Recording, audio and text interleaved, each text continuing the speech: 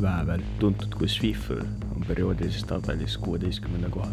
Väävel käitub metallide suhtes oksudeerijana, moodustades sulfiide. Elektronegatiivsemate metallide suhtes käitub väävel redutseerijana. Seejuures tekivad väävli positiivse oksudatsiooniastmega ühendid. Väävel reageerib vesinikuga, metallidega, hapetega, hapnikuga.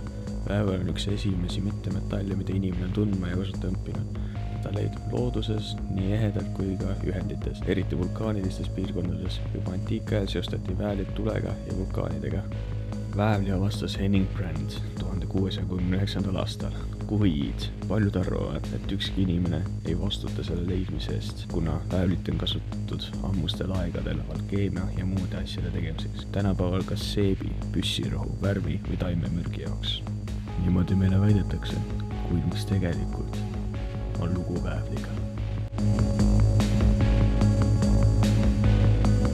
Teadaolevalt Indoneesias kaevatakse sulfurit käsitsi ja hingatakse seda auru sisse. Me võttemeeskonnaga läksime koha peale ja uurusime asja. Vastused olid jahmatavad. Vot just, täpselt nii. Me ei saanudki mitte midagi aru ja pealegi see video peab olema valmseks homseks, nii et meil pole aega tõlki muretseda. Kuid ta üritas meile väävlit maha müüa. Ta andis meile kaasa lehe, kus on kirjas erinevad hinnad.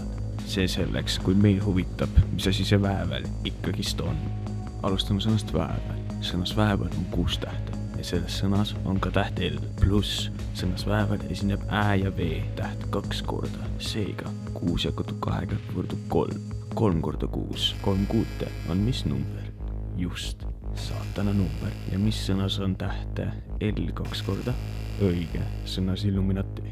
Väävlil on 4 stabiilset isotoobi, massiarvudega 32, 33, 34 ja 36. Indias oli aastal 2009 kartulitoodang 34 000 tonni, mis oli 2 korda vähem kui Hiinas. 2 korda Illuminati võrdub 6 nurk.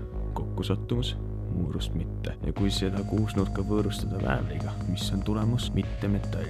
Väävel on mitte metall. Aga mis sa oled sina televaataja?